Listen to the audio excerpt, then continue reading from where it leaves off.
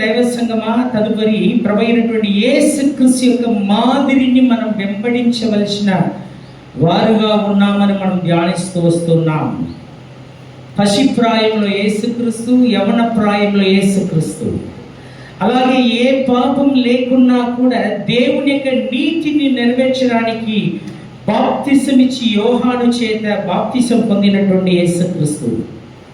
అలాగే ఆకాశం నుండి ఈయనే నా ప్రియ కుమారుడు, ఈయన యందు నేను ఆనందించుచున్నానని సాక్ష్యం పొందినటువంటి తదుపరి పరిశుద్ధాత్మ వలన అపవాది చేత శోధింపబడ్డానికి నా ప్రభు అయినటువంటి యేసుక్రీస్తు నడిపింపబడ్డము కొన్ని ప్రశ్నార్థమైన కూడా అది కూడా మనకు ఒక మాదిరిని ఆయన కలిగిస్తున్నాడు. ఏంటంటే క్రైస్తవ జీవితం అనున్నది అది మృదువైనటువంటి జీవితం కాదు, శోధన లేనటువంటి జీవితం కాదు.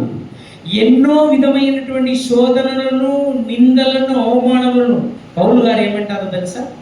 మీరు రక్తము కారునందగా ఇంకా పాపమును వ్యతిరేకంగా మీరు పోరాడలేదట.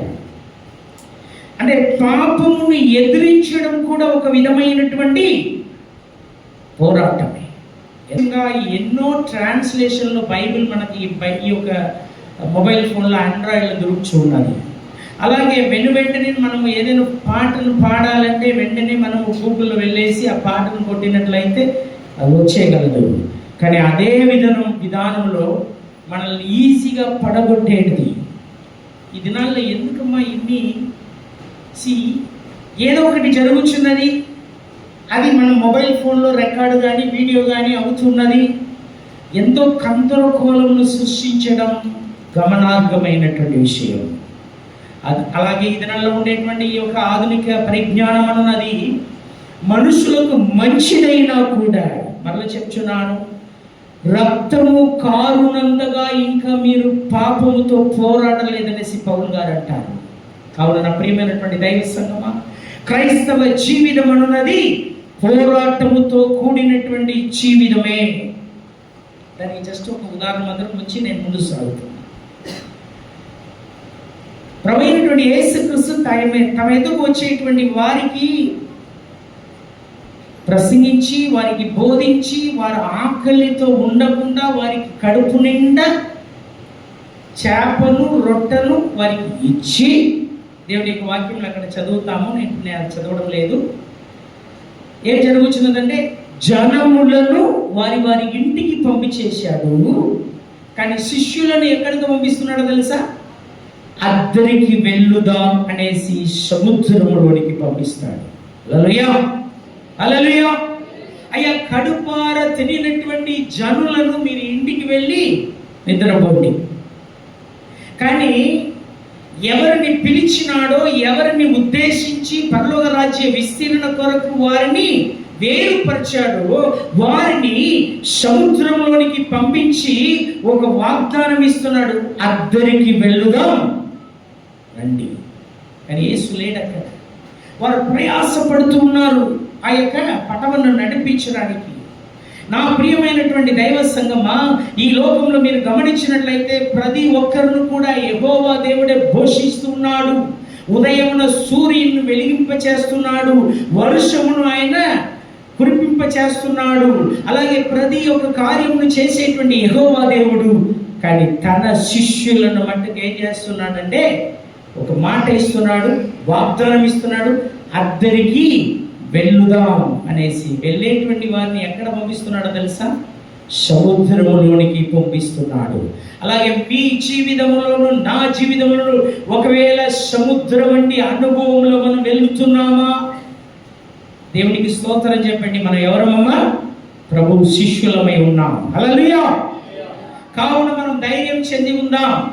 అలాగే ఇక్కడ కూడా మీరు దయచేసి గమనించండి, ఆత్మదేవుని చేత అపవాది చేత శోధింపబడడానికి అరణ్యమునకు కొనిపోబడ్డాడు. నేను అక్కడ కూడా ఆల్రెడీ నేను చెప్పి ఉన్నాను. ఎదురుగా నిలువబడే ఉండేటువంటి అపవాది ఎవరు? ఒకనాడు శత్రువు. అయ్యా, ఎన్నో కోట్ల సంవత్సరముల క్రింద అతడు సృష్టింపబడినటువంటి దేవదూతగా ఉండినటువంటి వాడు. లూసిఫర్గా ఉండినటువంటి వాడు తన హృదయంలో గర్వం కలిగిన వాడుగా దేవుని యొక్క సింహాసనమును కంటే నా సింహాసనమును హెచ్చించేదని గర్వపడ్డాడు. అందుచేతన పడద్రోయబడ్డాడు. ఇతడు ఎవడు?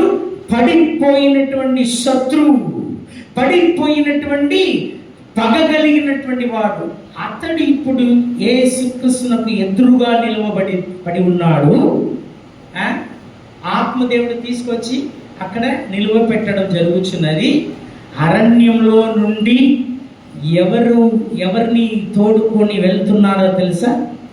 అపవాది యేసుక్రీస్తును దేవాలయపు గోపురం మీద తోడుకొని వెళ్తున్నాడు. హలో, అలాగే గోపురంలో నుండి పర్వతము ఎత్తైన కొండ మీదికి అపవాది తీసుకుని వెళ్ళి అక్కడ నిలవబెడుతున్నాడు.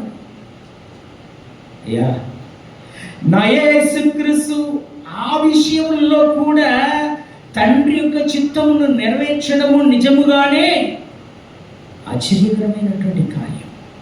కానీ ఇతడు ఎవరు? శత్రువు. ఇతడు ఎవరు? వైరం కలిగిన వాడు.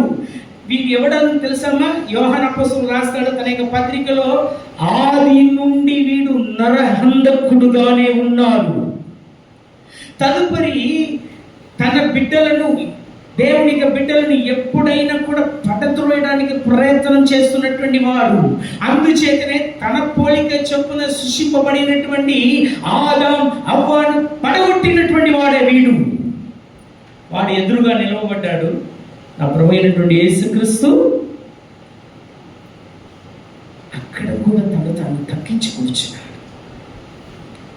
మనమైతే మన శత్రు విషయంలో, మనకు విరోధంగా మాట్లాడేటువంటి వారి విషయంలో, లేకపోతే మనము మేలు చేసినా కూడా ఆ మేలును మర్చిపోయి మన హృదయంలో చాలా నొప్పి, ఎప్పుడు కూడా నొప్పి ఉంటుంది. ఏంటో తెలుసామా?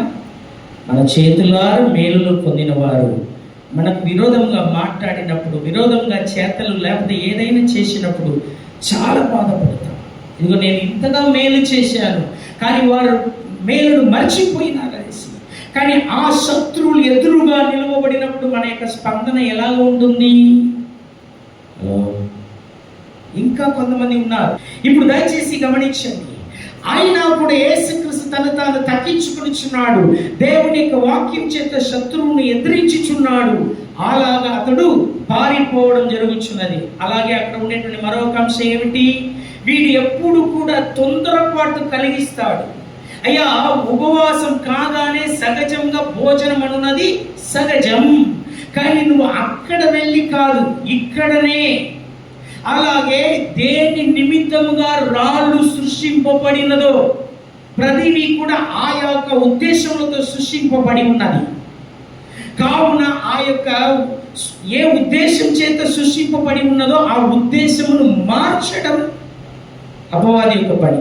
హలో, తాటి చెట్టులో నుంచి ఎన్నో విధమైనటువంటి ఉపయోగమైనటువంటి వస్తువున్నా కూడా కానీ ఏం చేస్తున్నాడు అపవాది? దానిలో నుంచి కళ్ళును మార్చి జనాలను మత్తుగా చేయడమే వాడి యొక్క పని. నా ప్రియమైనటువంటి దైవ సంగమా, ఏ ఉద్దేశం చేత రాళ్ళు ఆ యొక్క ఉద్దేశం చేత సృష్టింపబడినది, కానీ వీడేమంటున్నాడు? దాన్ని రొట్టెలుగా చేయమనేసి ప్రభువైనటువంటి యేసుక్రీస్తుని పరిశోధిస్తూ ఉన్నాడు. కానీ నా యేసునకు తెలుసు వీడు ఏ ఉద్దేశంతో పరిశోధిస్తున్నాడు అనేసి. అందుచేత ఎప్పుడు కూడా సమయమునకు ముందుగా మనల్ని తొందర పెట్టడం. అయ్యా, తొందరపాటు అన్నది చాలా మరి అపాయకరమైనటువంటి విషయం. ఏ విషయంలో కూడా మనం తొందరపడకూడదు.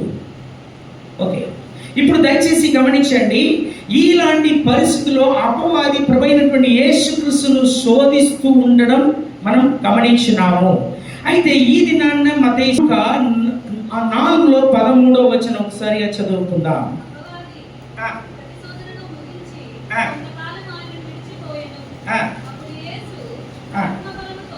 చాలు 4:13 మనం ఈలాగా చదువుచు ఉన్నాము. ప్రియమైనటువంటి దైవ సంగమా, లూకాలో 4:13 4:13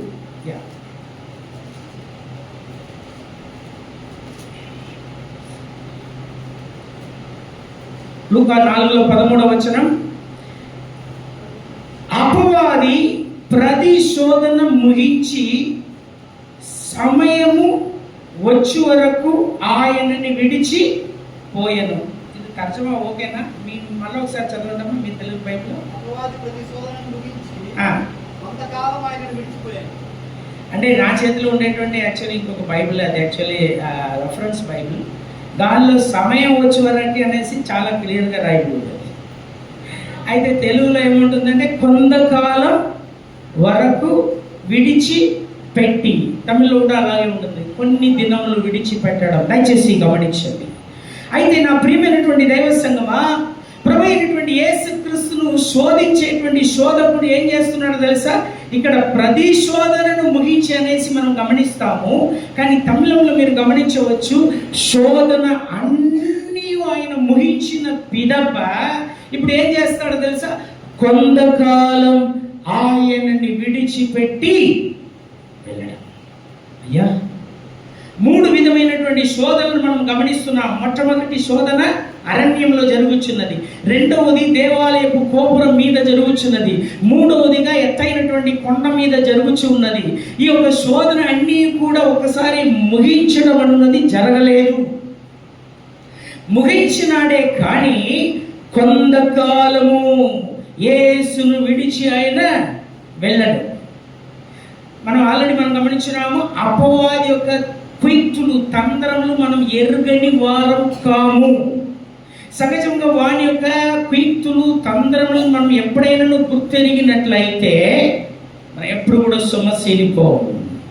గత వారం ధ్యానించినటువంటి జస్ట్ ఆ యొక్క 3 పాయింట్స్ మాత్రం చెప్పి నేను ఈ వారంలోనికి వస్తున్నాను. ఫస్ట్ థింగ్, వాని యొక్క కార్యం ఏంటో తెలుసామా? దేవుని కుమారుడు అయితే ప్రభు అయినటువంటి యేసుక్రీస్తు దగ్గరికి వచ్చేసి అపవాది ఏమంటున్నాడంటే, నీవు దేవుని కుమారుడు అయితే, అంటే ప్రభు అయినటువంటి యేసు దేవుని యొక్క కుమారుడు అనబడినటువంటి విషయమునే ఆయన అనుమానింప చేస్తున్నాడు, సందేహంలో పుట్టిస్తున్నాడు. మన జీవితంలో కూడా ఎప్పుడు కూడా ఈ సందేహంలో పుట్టిస్తుంటాడు. మీరు నిజంగానే దేవుని బిడ్డలా? దేవుని బిడ్డవైతే మీకు ఇటువంటి శోధనలు రాగలదా? దేవుని బిడ్డవైతే మీకు ఇలాగ సంభవించగలదా అనేది వాని యొక్క ప్రశ్నగా ఉంటుంది. కానీ ప్రభు అయినటువంటి యేసుక్రీస్తు అక్కడ ఏమంటాడో తెలుసా? కాదు, నేను 100కి 100 మనుషుడుగా ఈ లోకమునకు వచ్చాను, కానీ నేను దేవుని మీద ఆధారపడి ఉంటాను. అందుచేత ప్రభు అయినటువంటి యేసుక్రీస్తు ఈ లోకంలో జీవించినంత కాలము ప్రతి దినము దేవుని సన్నిధానంలో ఏకాంతంగా ప్రార్థనలో ఆయన కాలమును గడిపెను. రెండవదిగా మీరు గమనించినట్లయితే వ్రాసి ఉన్నది వాడే వాక్యంలో తీసుకొస్తున్నాడు. ఇది వాడి యొక్క కుయుక్తి ఏమిటంటే, దేవుడు మనకు వ్రాసి ఇచ్చినటువంటి వాగ్దానములను అనుమానింపజేస్తాడు, వాగ్దానమును కూర్చి సందేహమును పుట్టిస్తాడు. అలాగా పుట్టించేటప్పుడు యేసుక్రీస్తు అక్కడ ఏమంటాడో తెలుసా? అనియు రాయబడి ఉన్నదనేసి వాక్యమును తీస్తున్నాడు. అంటే అర్థం ఏమిటి? ప్రభు అయినటువంటి యెహోవా దేవుడు మనకు వాగ్దానములను పరిశుద్ధ గ్రంథంలో వ్రాసి ఇచ్చి ఉన్నాడు. ప్రతి సంవత్సరమున మొదటి దినమున మనకు సహజమైనటువంటి ఒక వాగ్దానం కలదు. అలాగే వ్యక్తిగతమైనటువంటి వాగ్దానమును మనం తీసుకుంటాం. ఆ వాగ్దానం తీసుకున్న తర్వాత అనియు వ్రాయబడి ఉన్నది అనబడినటువంటి ఆజ్ఞలను కూడా మీరు ఒకసారి దృష్టి ఉంచాలి. అంటే ఇలాగ చేసినట్లయితే మీకు ఇది లభించును. ఆపత్కాలమందు నీవు నాకు మొర్ర పెట్టినప్పుడు, దానికి ముందుగా వాక్యంలో ఏమంటాడు తెలుసా కీర్తనకారుడు? మహోన్నతునికి నీ కృతజ్ఞతలు అనగా నీ యొక్క స్తోత్ర బలులను అర్పించి, అలాగే మృక్కుబడులను చెల్లించి, ఆపత్కాలమందు నీవు నాకు మొర్రపెట్టినట్లయితే నేను నిన్ను విడిపించెదను. సహజంగా వాగ్దానంలో కరెక్ట్గా ఏ యొక్క పదజాలం మాత్రం రాయబడి ఉంటుందంటే నేను నిన్ను విడిపించెదను అనబడినటువంటి పదజాలం మాత్రం ఉంటుంది. అయితే దానికి ముందుగా ఉండేటువంటి 3 ఆజ్ఞలను మనము పాటించాలి. అంటే దేవునికి స్తోత్రములు చెల్లించి మొక్కుబడులను చెల్లించి అలాగే ఆపత్కాలమునందు దేవుని వైపు మనం మొరపెట్టడం, ఇదండి దేవుడు ఇచ్చినటువంటి నియమం. కానీ అపవాది ఏం చేస్తాడో తెలుసా? ఆ ఆజ్ఞలన్నీ కూడా దాపెట్టేసి దేవుడు నిన్ను మర్చిపోయినాడు, దేవుడు వాగ్దానములు నెరవేరడం లేదనేసి మనల్ని నిరుత్సాహపరుస్తూ ఉంటాడు. అందుచేతనే గిదియోను కూడా ఏమంటాడో తెలుసా? అయ్యా, పగవారికి దాక్కొని వాడు ఏం చేస్తున్నాడు? ఆ యొక్క మరుగున దుళ్ళ పుట్టేటువంటి సమయమున దేవదూత వచ్చేసి, బలాఢ్యుడా, పరాక్రమశాలి, దేవుడు నీకు తోడుగా ఉన్నాడు అనేటప్పుడు గిదియోను ఏమంటాడు? దేవుడు మాకు తోడుగా ఉన్నట్లయితే ఎందుకయ్యా నేను ఇప్పుడు దాక్కుండి నా యొక్క ధాన్యములను నేను కాపాడుకోవాలి? అక్కడ ఒక మాట అంటాడు గిదియోను, దేవుడు మా పితరులకు ఇచ్చినటువంటి వాగ్దానం ఏమయ్యా? అపవాది ఎప్పుడు కూడా ఈ యొక్క తంత్రములను వాడుకుంటాడు. మూడవదిగా మనం గమనించేటప్పుడు, పెద్ద ఎత్తైనటువంటి కొండ మీద తీసుకువెళ్ళి ఈ లోకపు మహిమ అంతయు ఒక నిమిషంలో చూపెట్టేసి ఏమంటాడు? నాకు మొరకుము, నేను నీకు ఇస్తాను. ఎవరి మీద ఆధారపడేటువంటి రీతిలో అపవాది తన యొక్క ఆయుధమును ప్రయోగిస్తున్నాడో తెలుసా? వాడి మీద ఆధారపడి ఉండలాగా. ఇంకొక మాటలు చెప్పాలంటే, మన యొక్క శక్తి సామర్థ్యత మీద, లేకపోతే మన యొక్క చదువు మీద. నా ప్రియమైనటువంటి దైవ సంగమ, దయచేసి గమనించండి, ఈ లోకంలో ఉండేటువంటి ప్రతివి కూడా దేవుని సంబంధమైనది కాదు. కేవలం దేవుని సంబంధం ఏంటో తెలుసామా? పరలోకం. హల్లెలూయా, హల్లెలూయా. కావున ప్రియమైనటువంటి దైవ సంగమా, అపవాది ఏం చేస్తాడంటే ఎప్పుడు కూడా దేవుణ్ణి వదిలిపెట్టేసి దేవుణ్ణి కానటువంటి వేరు వాటి మీద ఆధారపడేటువంటి రీతిలో వాడు తన యొక్క ఆయుధమును ప్రయోగిస్తూ ఉంటాడు. కానీ ఒకటే మాట చెప్పాలి, ఏంటో తెలుసామా? దేవాది దేవుడు కొంచెం సమయం కూడా అపవాదికి స్థలం ఇవ్వలేదు. అవతలపు సాతారం అనేసి వాడిని మరి తరిమి వేయడం జరుగుతున్నది. ఇప్పుడు యేసుక్రీస్తు సేవ అన్నది అనగా మొదలు పెట్టడం జరుగుతున్నది, ప్రారంభమవుచూ ఉన్నది. పరిశుద్ధ గ్రంథంలోనే మొదటి సూచన అనేసి వ్రాయబడి ఉండడం ఎక్కడ? యోహాను సువార్తలో 2వ అధ్యాయంలో మొదటి వచనం మీరు గమనించినట్లయితే అక్కడ ఏమని ఉన్నది? 3వ దినమున గలిలయలోని కానా అను ఊరిలో ఒక వివాహము జరిగెను. యేసు తల్లియు అక్కడ ఉండెను. యేసును ఆయన శిష్యులను ఆ వివాహమునకు పిలువబడ్డారు.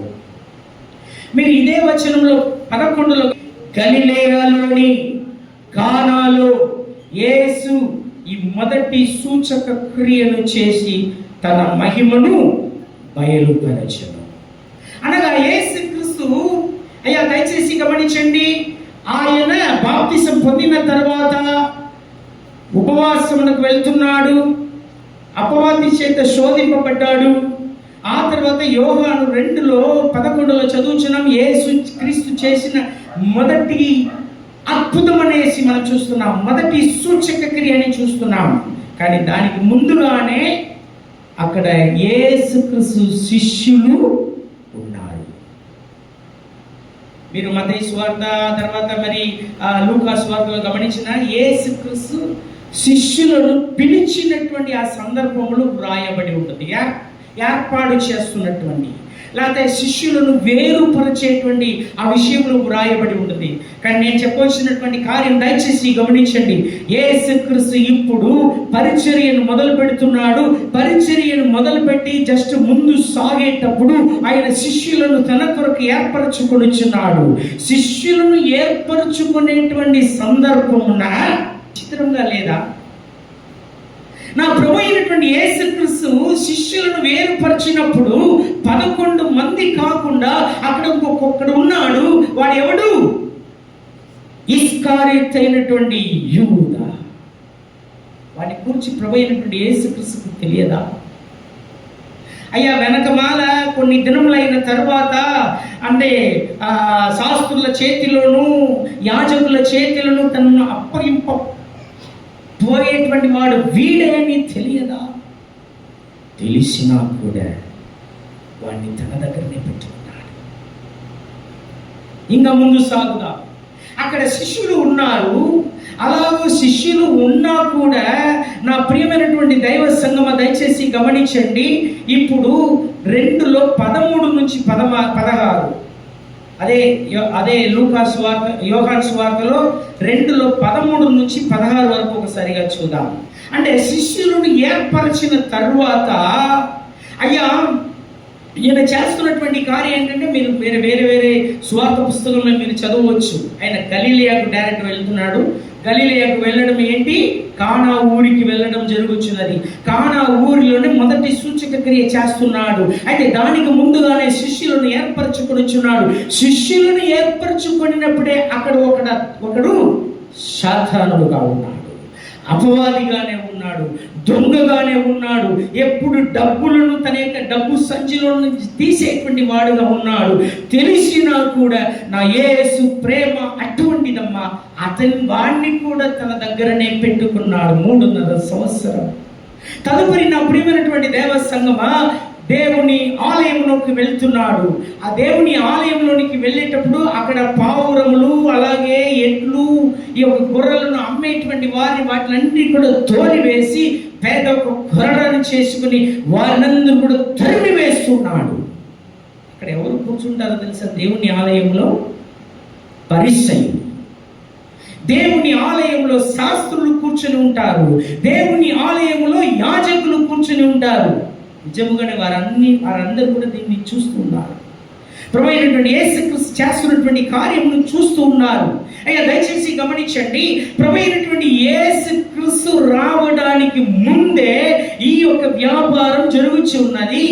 అక్కడ పరిసయ్యులు ఉన్నారు, శాస్త్రులు ఉన్నారు, యాజకులు ఉన్నారు. వాళ్ళకు తెలియదా? ఇక్కడ కానీ కొంతమంది పండితులు ఏమంటారంటే అది అమ్మడానికి అనేసి వేరే స్థలములు కేటాయించి ఉంటుంది, వాటిని వదిలిపెట్టేసి వారు దేవాలయంలోనికి రావడం అన్నది కొంతమంది పండితులు దాన్ని కూర్చి విశ్లేషిస్తున్నారు. కానీ నా ప్రియమైనటువంటి దైవ సంగమ దయచేసి గమనించండి, అక్కడ పరిసయ్యులు ఉన్నా, శాస్త్రులు ఉన్నా, యాజకులు ఉన్నా, నా ప్రభు అయినటువంటి యేసుక్రీస్తు ఏమంటాడు 16వ వచనంలో, నా తండ్రి ఇల్లు వ్యాపారపు ఇల్లుగా చేయవద్దు. అంటే నా దేవునికి ఉండేటువంటి రోషమును గమనించండి, నా ప్రభు అయినటువంటి యేసుక్రీస్తులో ఉండేటువంటి ఆ యొక్క రోషమును గమనించండి. నా తండ్రి ఇల్లు, నా తండ్రి ఇల్లు అనబడినటువంటి విషయము కేవలం యేసుక్రీస్తునకే వస్తుంది, కానీ అక్కడ కూర్చుండేటువంటి పరిచయులకు కానీ అలాగే అక్కడ ఉండేటువంటి శాస్త్రులకు కానీ లేదు. ఈ కార్యం అన్నీ చూస్తుండుక నిజంగానే వాళ్ళలో ఒక ఈర్ష్య వస్తున్నది, వాళ్ళలో ఒక క్రోధం వస్తున్నది, వాళ్ళలో ఒక కోపం వస్తున్నది. మాకు లేనటువంటి రోషం ఈయనకు ఎలాగా? ఎందుకంటే ఇంకా ఈయనని దైవ కుమారుడుగా వీరు అంగీకరించలేదు. ప్రభు అయినటువంటి యేసుక్రీస్తును దైవ కుమారుడుగా అంగీకరించలేదు. ఇంకా ఒక మాటలో చెప్పాలంటే నా ప్రియమైనటువంటి దైవ సంగమా, దయచేసి మార్కు సువార్త 3:6 ఒకసారి గమనించండి. మార్కు సువార్త 3:6. ఎందుకంటే అపవాది యొక్క కుయుక్తిని కూర్చి మనం ఒకసారిగా ధ్యానించినప్పుడు మీ జీవితంలోను నా జీవితంలోను ఇదే కార్యమును మనము చవి చూస్తూ ఉన్నాం. 3వ అధ్యాయం 6వ వచనం మార్కు సువార్తలో.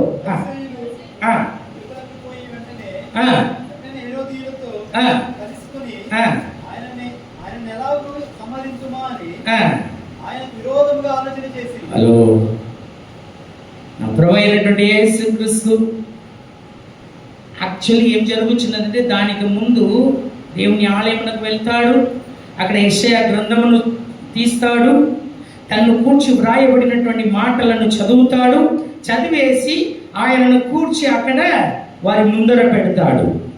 అలా ముందర పెట్టేటప్పుడు మార్కు సువార్త 3:2 ఒకసారిగా గమనించండి. అచ్చటి వారు 3వ వచనం 3:1 నుంచే 3:1 నుంచే సమాజ మందిరంలో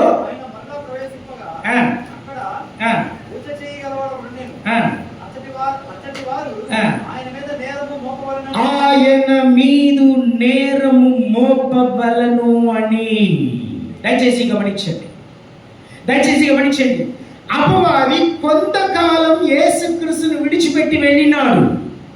ఆ తర్వాత వాడు డైరెక్ట్గా రాడు. వాడు ఏం చేస్తున్నాడంటే అక్కడ కొంతమందిని తనకు సాధనంగా వాడుకుంటున్నాడు. ఎలాంటి సాధనంగా వాడుకుంటున్నాడు తెలుసా? యేసుక్రీస్తు మందిరంలోనికి రాగానే ఏం చేస్తున్నాడు? అక్కడ ఉండేటువంటి వారు ఆయన మీద నేరము మోపేటువంటి రీతిలో అపవాది ఎప్పుడు కూడా వారిని కీయిస్తుంటాడు. వారి యొక్క పని ఏంటో తెలుసా?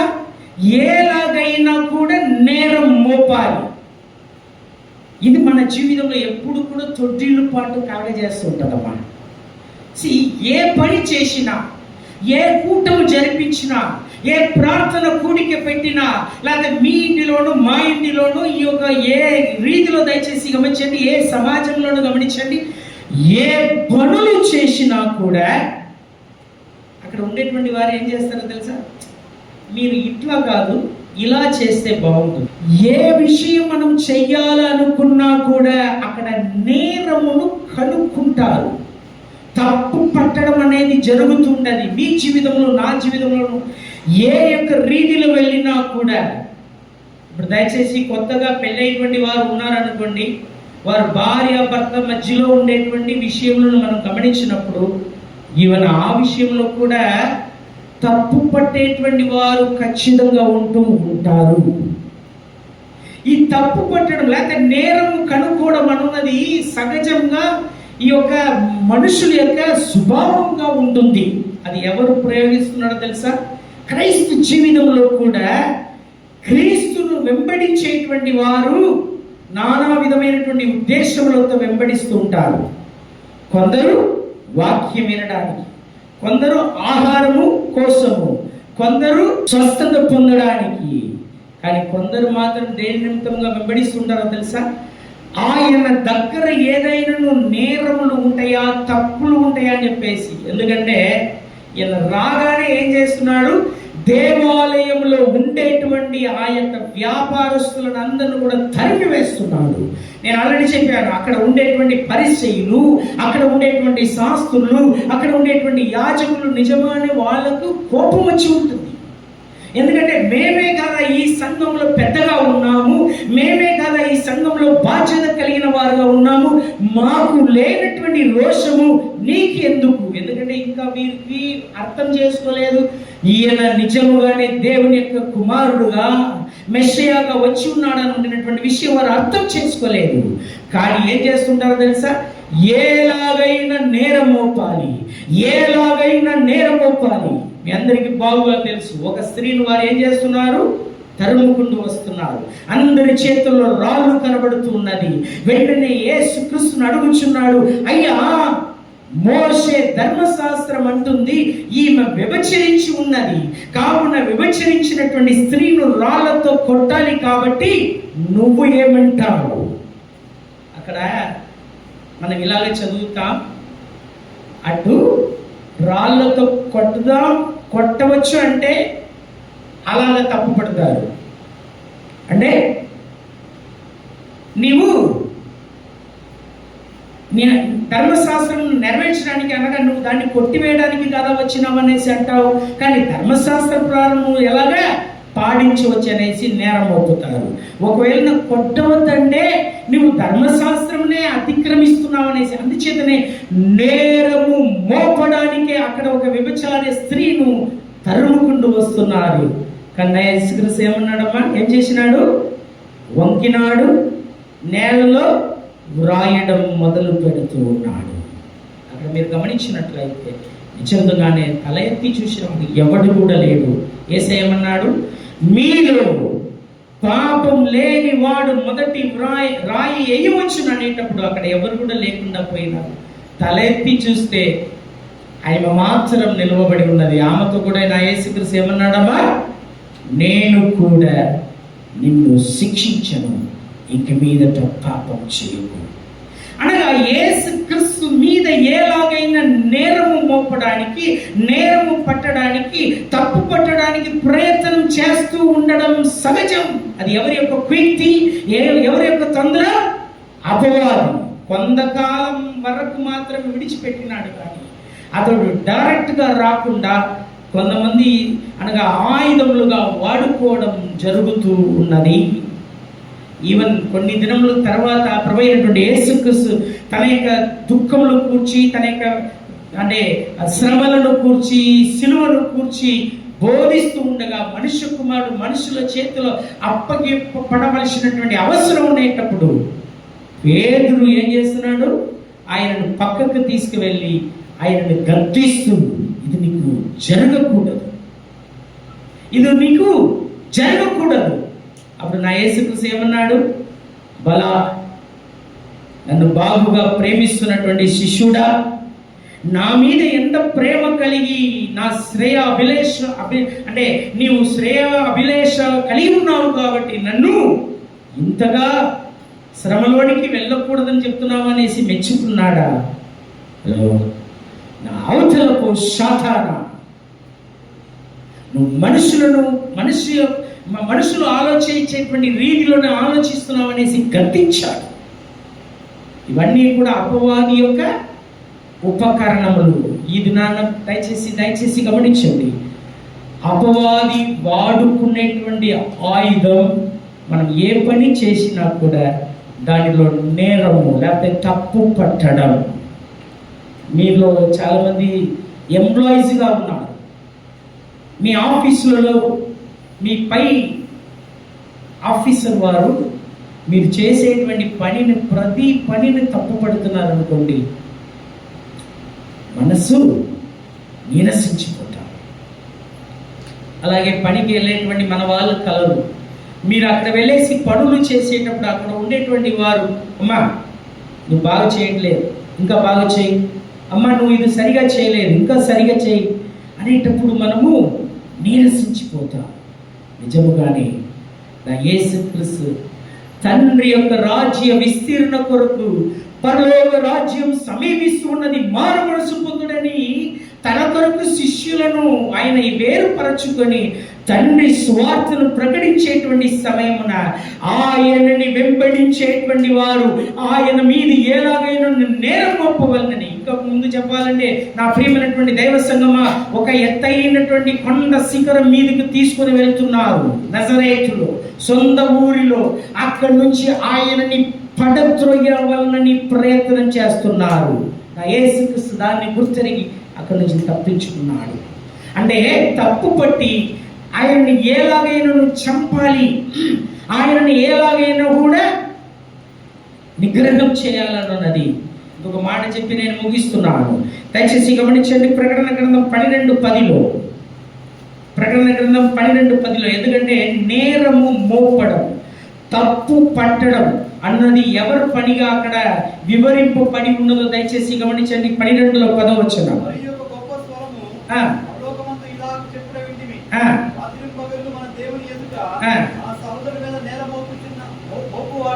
మన సహోదరుల మీద నేరము మోపువాడు అయిన అపవాది పడద్రోయబడి ఉన్నాడు కనుక. ఎస్, అంటే అపవాది ఎవడు? సహోదరుల మీద రాత్రి పగలు నేరం మోపువాడు.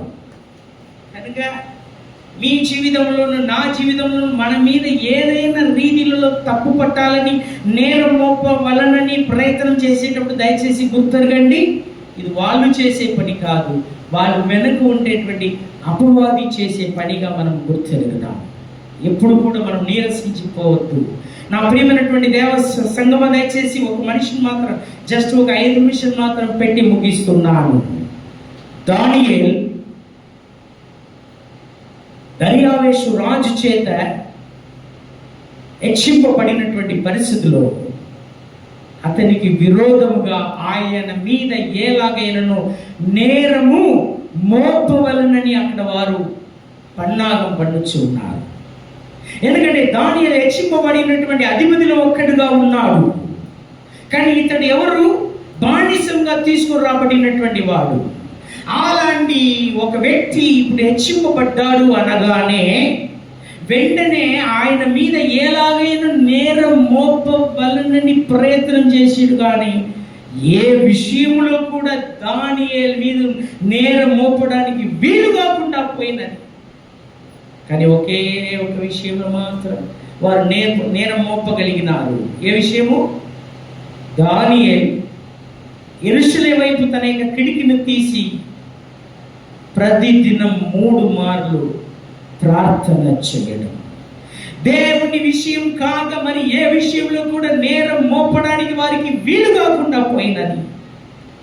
ఆఖరిగా జరిగినటువంటి కార్యం ఏంటంటే వెంటనే రాజు దగ్గర వెళ్ళేసి, అయ్యా నీవు ఒక ప్రమాణం రాయము, ఒక చట్టమును నీవు కలుగ చేయము, నిన్నుగాక వేరి ఎవరినైనా మ్రొక్కినడల వారిని సింహపు బోనులో పడవేయబడల వాళ్ళని. కానీ ఆ దినాన్న దానియేలు యథావిధిగా చేస్తున్నట్టు యెరూషలేము వైపు తన యొక్క కిటికీని తీసి ప్రార్థన చేస్తున్నటువంటి సమయమున వారు ఆయన మీద ఆ నేరమును మోపి సింహపు బోనులో పడవేసినారు. కానీ జరిగినటువంటి కార్యం ఏంటో తెలుసా? రాత్రి అంతా రాజు నిద్రపోలేదు. ఉదయం లేస్తున్నాడు, తిన్నగా బోను దగ్గరికి వెళ్తున్నాడు. ఆ యొక్క వాకిటిలో నిలువబడి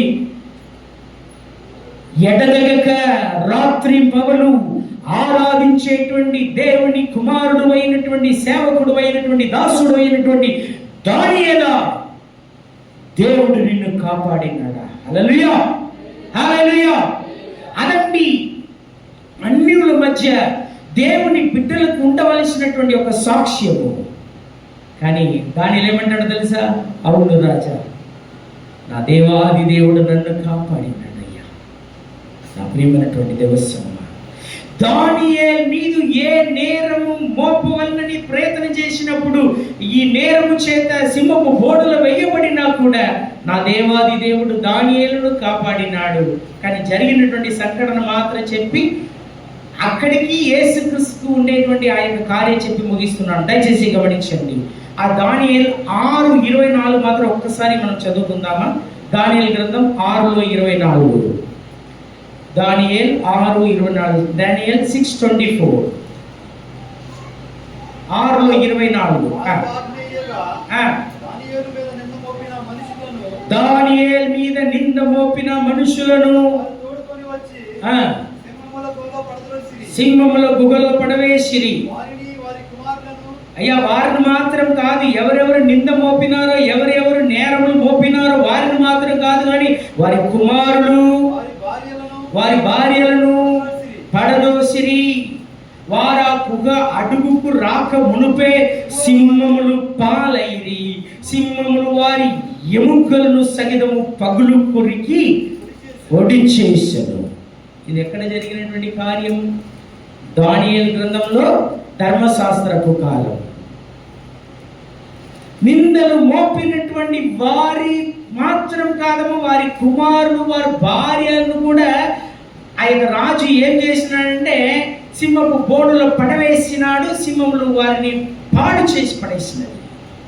కానీ నా యేసుక్రీస్తు విషయంలోకి వచ్చినట్లయితే, నా యేసుక్రీస్తు విషయంలోకి వచ్చినట్లయితే ఆయన మీద సదా నింద మోపేటువంటి వారు, సదా తప్పులు పట్టేటువంటి వారు, సదా నేరం మోపేటువంటి వారు ఇప్పుడు ఆయనని సిలువలో వెయ్యుడి, సిలువలో వెయ్యుడనేసి సిలువకు అప్పగించినారు.